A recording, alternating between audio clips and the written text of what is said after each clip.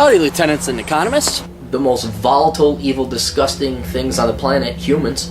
If you have a video request, you can always go to assholeconsulting.com. Yeah, I am gonna charge you, kids. And that is the importance of not fucking up. You are such an asshole!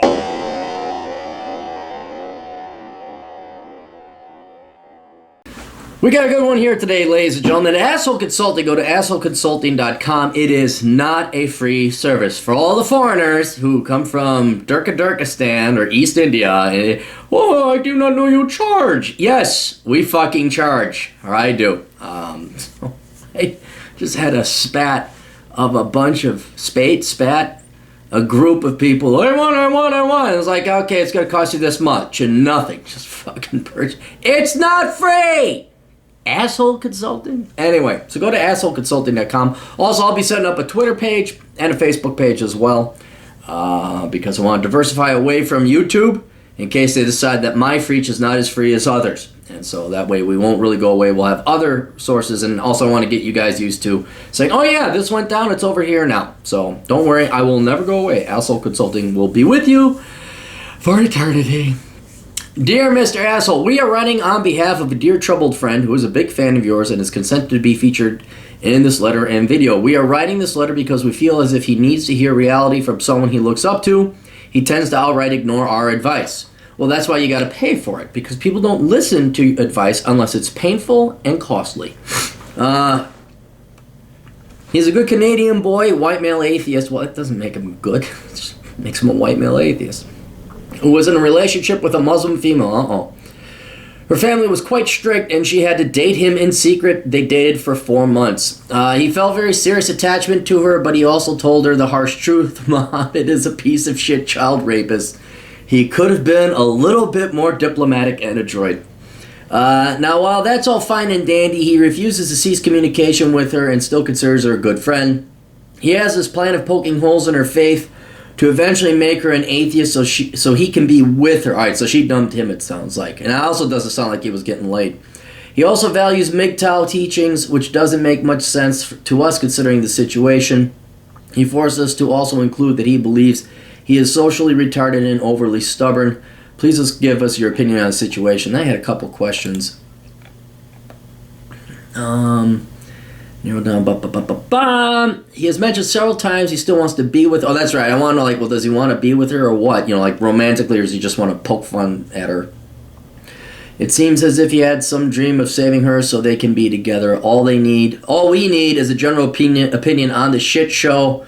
Thanks. We won't mention the name. Okay. Here's the deal. When you date, you're dating religious chicks, and this will go beyond college. Okay, and you're dating a Muslim girl from a very strict family. If this was like, oh my god, I went to the Middle East and I discovered myself, and she was like fucking white girl Susie cute. Oh, it's like so many cultures. In my day, it was Baha'i. I don't know if you guys knew that, but in the 90s, every girl, they listened to Kurt Cobain, and then I'm in Baha'i, I'm spiritual but not religious, and all that other bullshit. You don't have that. You have a gal who was brought up under a very strict Muslim family.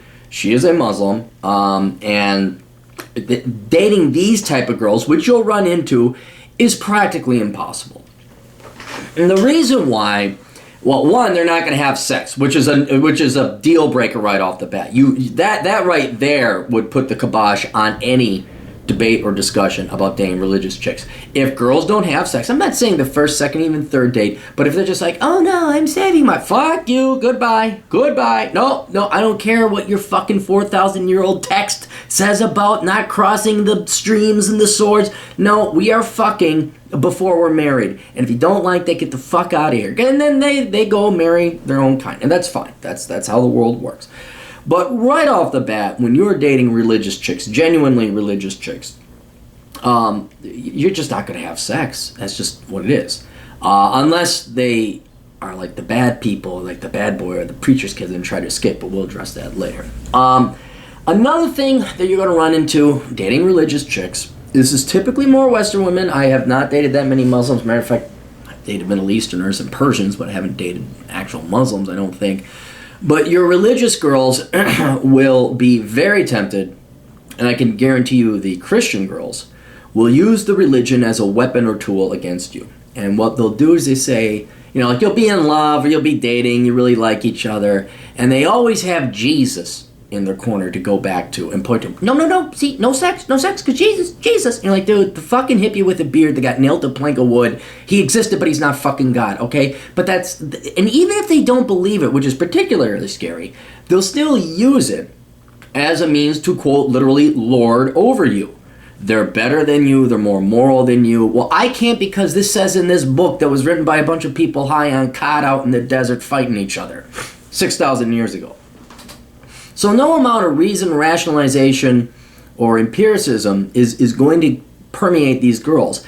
But especially so if they knowingly or even unconsciously use the religion as the eternal cock blocker. They take the Bible and they put, or the Quran in your case, and they put it in front of their vag. Okay? And there's no getting around that. There's no getting around that at all. Because there's no reasoning or rationalizing with someone who's religious. Because religion is irrational. It's a belief. They choose to believe that. Okay? But what I'm saying is a lot of women, especially Christian women, going forward, when you date these genuine Christians, especially the born again, they will abuse the religion. We can't even say use the religion. They will abuse the religion to have extra power and extra rules and extra control over you or any person that they're in a relationship because you're not matching up to God or Allah or Vishnu or whoever else have you. And that's where it gets particularly interesting, and in your particular case, is, okay, she comes from a very strict Muslim family, but she's dating a white atheist male. Well, obviously a white Westerner atheist. Well, that's very much against the rules. So she may be looking for a way to rebel or escape, but at the same time, I believe she will still hold on. It's like, you got to choose, lady. You got to choose. Do you want to follow the rules of your religion or don't you? If you do, well, then go date Muslim guys. Nothing wrong with that. Go ahead, have fun. But if you don't, then go date whoever you want. But you can't do halvesy, and that's what I suspect. Her parents and her background is so strict. She wants to escape. But then she wants to be like the cafeteria Christian. She's going to hold on to certain things like, oh no, I'm Muslim and this and that. Well, so no, we can't do that. Oh, but we can do this. Like this thing that Muhammad said I should never do, and I could have my vag cut off because he said so in the desert high on cod over in Mecca in 600 AD with some heat stroke. Because he said that, but I'll do that. I can do that. But this one thing I don't want to do, oh, quick, grab the Quran. Look, oh, we can't do it. Ner. So this is what you're going to deal with the potpourri of women who claim to be religious, whether they are genuinely religious, in which case I don't think she would go out with you. They are hypocritically religious, in which case they're cafeteria. Well, I'll choose a little bit of this, I'll choose a little bit of that. I'll agree with Muhammad here, I'll agree with Jesus there. But no, now I'll be an agnostic slut. And like the anal sex thing, like the Christian girls always do. Well, I'm still a virgin because I had anal sex. I mean, not kidding. It's like this loophole. Emphasis on whole. And then there are the born-agains, the outright frauds, the newly discovered religion where something went so spectacularly bad in their life that they cannot own up to it. And I think this happens less with Muslim or Islam or the other religion. But then again, we're in a Christian nation, or so is Canada, where, the gal went to jail, abused her children, something like that, and can't be her fault, so Jesus forgives us. Oh my God, Jesus says it's not my fault, because it's fate. It's all fate. God has a plan. Now again, I haven't dated that many Muslims, so I don't know if women run to that as cowards and abuse. That's genuine abuse. But in that potpourri of relationships that women have with religion, they are either devout, hypocritical, or just outright abusive of the religion. Okay, you don't really want to deal with any of the three, because on some level they're either undateable, and they'll be honest with you, saying, well, no, I just don't date non-Muslims, or they're abusing the religion and manipulating it, and by default you, when it comes to religion. So I honestly let her go. I mean, 4 months is nothing. I know you might have had some kind of emotional attachment, but you're young and stupid, and you really have no idea I mean, you think that was love. That's not love. Or maybe you were in love, but trust me, you and me, it's not love. And there's going to be a million more like that. 4 months is nothing. But I would just, I mean, to still be her, to pine for her, you want to get her back, and you think you're going to shoot torpedoes into her logic and her dreams. The problem is, from what I see, the fact she dated you means she is of the hypocritical type, the cafeteria Christian variety of Muslim, where I don't think she really believes in Islam, because she wouldn't be dating you otherwise. She just wouldn't. And so now, it's one thing if you had someone who is very astutely religious. Then they're at least intellectually honest to say, I have a belief, I have these scriptures, I believe in this stuff, and you're right, I don't have any proof that meets the standards of the scientific method. And you can actually have really good conversations and honest, good, friendly relationships with these type of people. But the fact that she grew up from a very strict family, she's rebelling, and now she's dating someone who she shouldn't be, indicates to me that she really doesn't believe it deep down inside. She really doesn't. Like, I'd say almost 90% of the Christians don't really believe in Jesus and God and the nailed to the plank of wood and the Holy Ghost running around. Ooh. I mean, they really don't believe it. They go there for ulterior reasons. And that's what I see here.